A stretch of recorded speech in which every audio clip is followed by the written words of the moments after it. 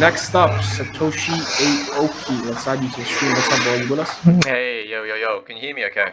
How are you, man? Loud and clear. Your audio's perfect. You're a YouTuber. Of course, your audio is going to be perfect. How are you? Mate, I'm always trying to refine it. Yeah, I'm very well, thank you. Very well. Thank you so much for having me on the show, Kyril, to talk about this. It's definitely a very dynamic and intriguing niche. So yeah, thanks for having me. 100%, man. So it's a lot of people butcher it. It's Kirill. A lot of people Oh, butcher it. Kirill, No, like bro, no, you, no, you never no. explained it. Kirill. Yeah. Okay, No that's not so problem hard. whatsoever. But yeah, man. Like your main angle in the space is primarily content creator. Am I right? Correct, yes. Okay, content creation around. So I suppose I started my YouTube channel talking a lot about the crypto.com Chronos ecosystem, a little bit about sort of trading bots and things like that.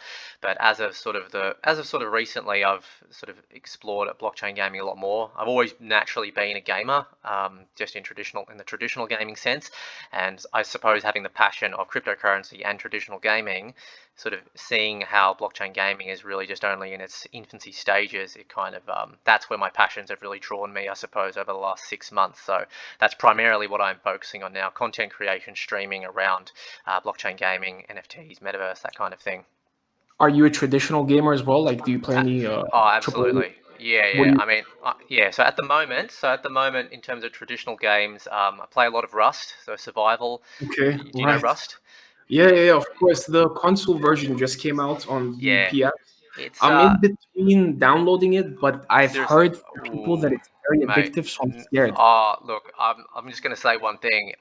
It's Yeah, it's very hard. It's very hard. It's unforgiving. It's hard, and you are gonna get. The thing with Rust is it really is a commitment. To really play properly, you almost have to say goodbye to a week of your life to basically commit to this game. And it comes with a lot of stress, a lot of anxiety, and it's just very tough. So, it really is unlike many other games. I played this game for over 72 hours straight without rest, and it just feels like I haven't even needed to sleep. It's just one of those games, high adrenaline, dynamic, lots of different things you can do. So there's that. I played a lot of Dota, Defense of the Ancients, Dota 2 Right, over the last few right. years, on and off with that game. Again, just very, a very challenging game, but played a lot of that. Obviously, the classics like GTA, Vice City, San Andreas, Call of Duty, Black Ops Zombies, a lot of Steam games as well for free. RuneScape earlier on in the day, sort of. I think, yeah, just your classics, Super Nintendo, FIFA, basically everything, all your classics. But I've Everything. always been a natural, I suppose, addict to gaming. It's always something. I'm 32 now, but it's always been something that I've done from, I don't know, probably 7 or 8 years old. So, for me, falling into this trend just felt very, very natural. And I suppose the good part of blockchain gaming and NFTs just makes perfect sense to me.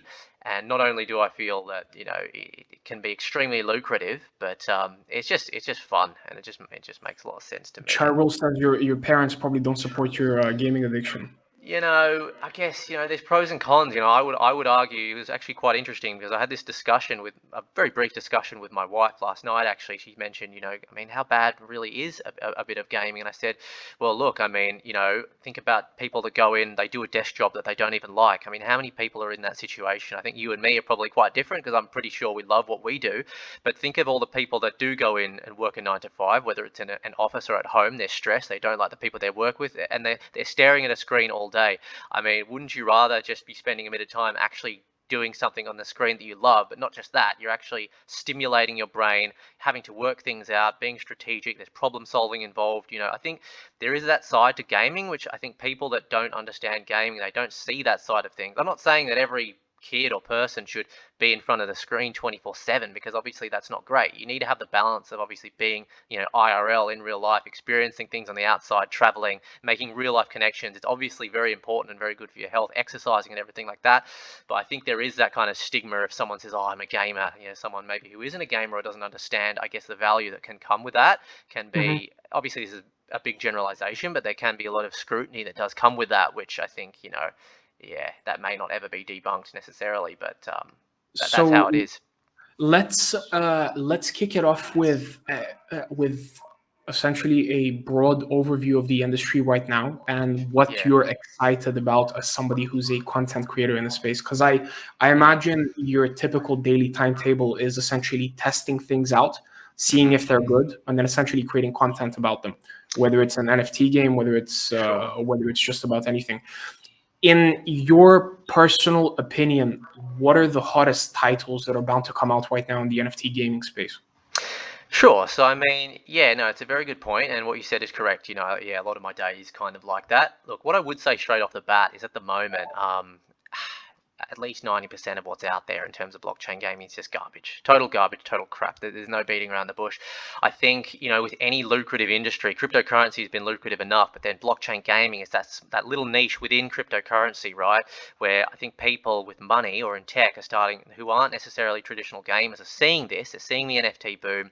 They're seeing there's a lot of money to be made in this lucrative space. So they're just coming in with buckets of cash and are trying to create, games just in 2 to 3 weeks. And because I get approached as an influencer, honestly, I probably get about 10, 15, sometimes 20 emails a day, specifically from these companies. I take one look at the game, what they've got available, and if it's not a scam, it's one thing if it's not a scam. If it's not a scam, the actual game itself is just complete garbage. You can tell right away that they haven't gone into this with the intention of creating a game that is fun first, and then if it is fun first, Actually, then what is, if there is a play to earn mechanic on there where you can earn something, then great. That's just kind of like a bonus I see on top. So I would say that just to start. But within that, there are some games that I am, very much looking forward to. I guess, I'm a big believer in a bit of a controversial space, or I guess project, but I'm a firm believer in the Gala Games project. I invested in a Gala Games node very early on. It returned very handsomely for me when I invested in around Gala token around 2 cents. Even in this bear market, I think for the last year, it's still up like around 1,000%, even though it's around 5 cents, got up to around 80 cents. And that's, I guess, the Gala token is the token that drives the economy of Gala Games. But what I really find impressive about Gala Games is that they're not trying to create all the games themselves. They're bringing in established developers onto their platform to create games. So within Gala Games, we had their original game Townstar, which I was playing that game. I invested in NFTs. As it stands now, complete flop. The value of the town token's down, Townstar NFTs are down with the rest of the market and a lot of other NFTs as well. But that was a game that sort of was created via Gala Games. But within that, they've got a flagship game called Mirandus, which is like an RPG game, looking like it might be similar to RuneScape, but it's sort of your first person approach to the game. Okay, but it's got a built-in play to earn economy, a lot of NFTs. So you can buy things like your weapons, it can be like a stable, you can buy a city, things like that. So I think that's one that I'm pretty excited about within the Gala Games ecosystem. Another game which I actually created some content about recently is a roguelite third-person shooter called Superior by Drifter Games. So again, third-party developers come into the Gala Games ecosystem. This game is awesome. It's so cool. It gives me like a Black Ops zombies vibe. So it's a PvE game. So you're versing the environment, but you are teaming up with two. You can play solo. You can do a solo run, or you can team up with, I believe it's a couple of people.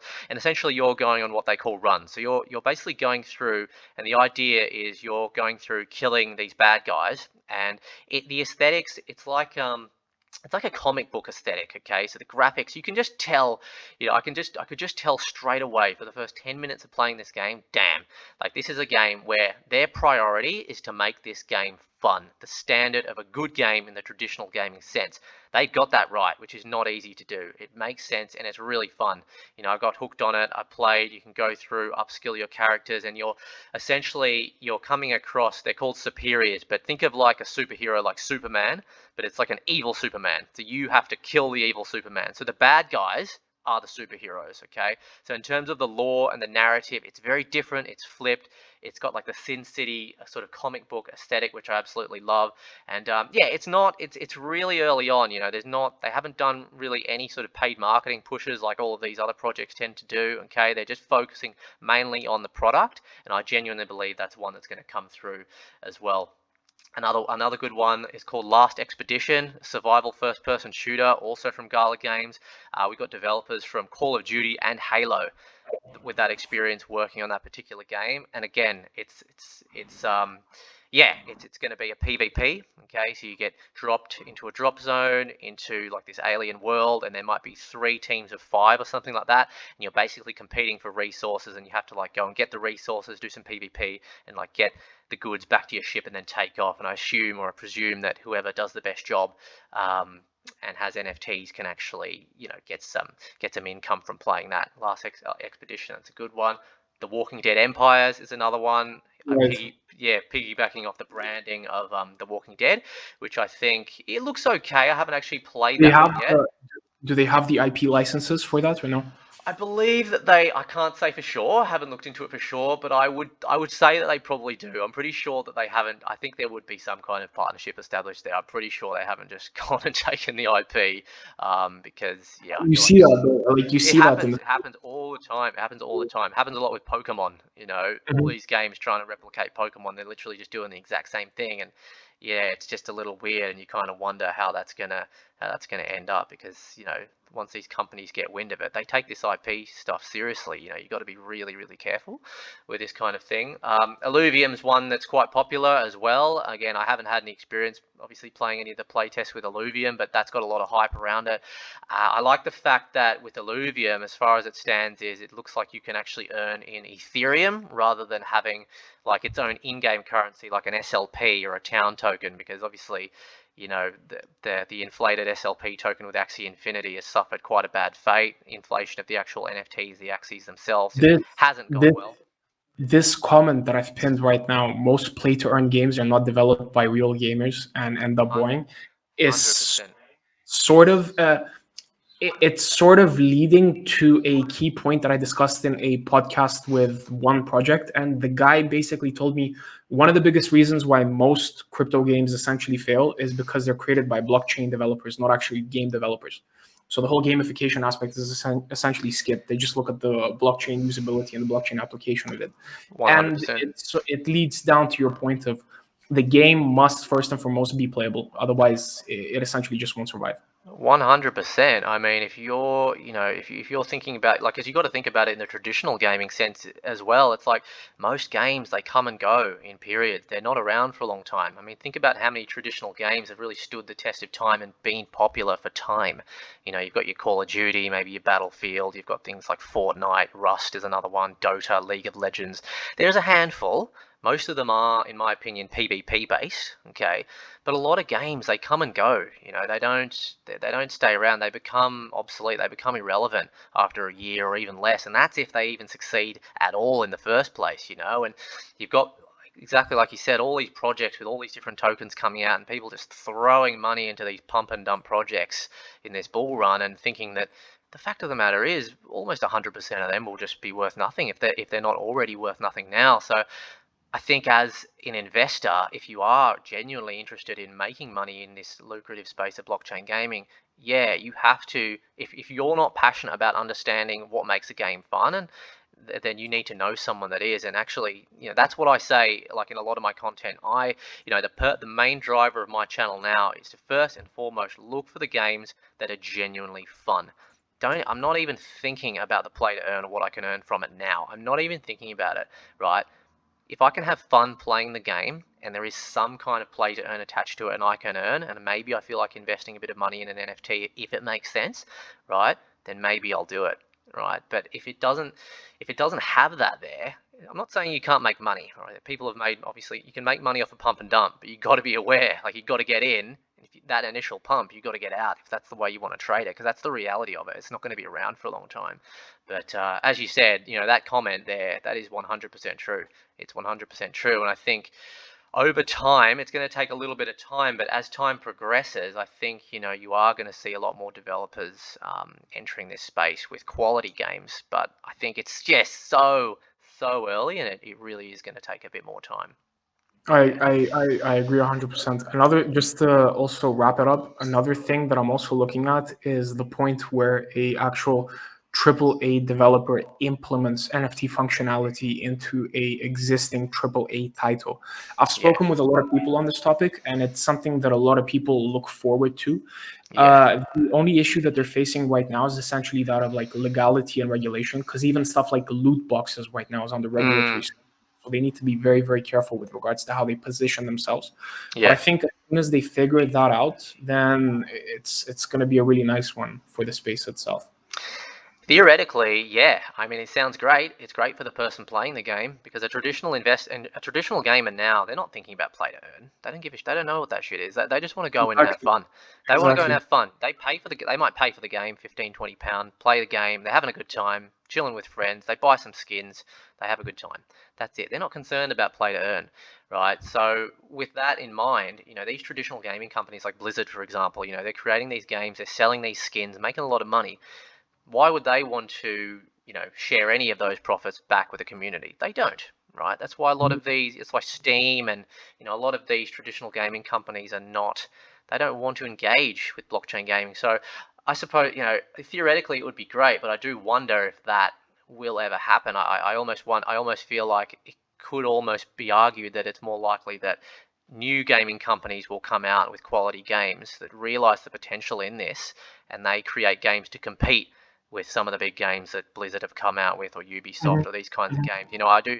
I guess I just question what's in it for the big conglomerate developer, gaming companies that are already making their money. What benefits them? I mean, yeah, okay, they can give a little bit back to the community, but gaming can be addictive.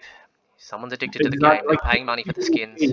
People will pay to play at the end of the day. So exactly, what's in it for them? So it's an interesting 100%. one to see how it unfolds, but that's where it is at the moment, I think. Yeah. Perfect, man. Thank you so much for joining for the keynote itself. So we've got the panel in give or take 20 minutes from 20 now. minutes, great. We're talking on Telegram, so I'll send you the panel link ASAP. It's on your calendar anyway, so you've got it. Yep. Next up, so I'm going to bring you back down right now, and then we're going to bring up Fakul. Hope I'm pronouncing the name correctly. And he's going to be talking to us about soul-bound NFT tokens, which is something I want to learn more about. Satoshi, thank you so much, man. I'm bringing you up ASAP. Pleasure.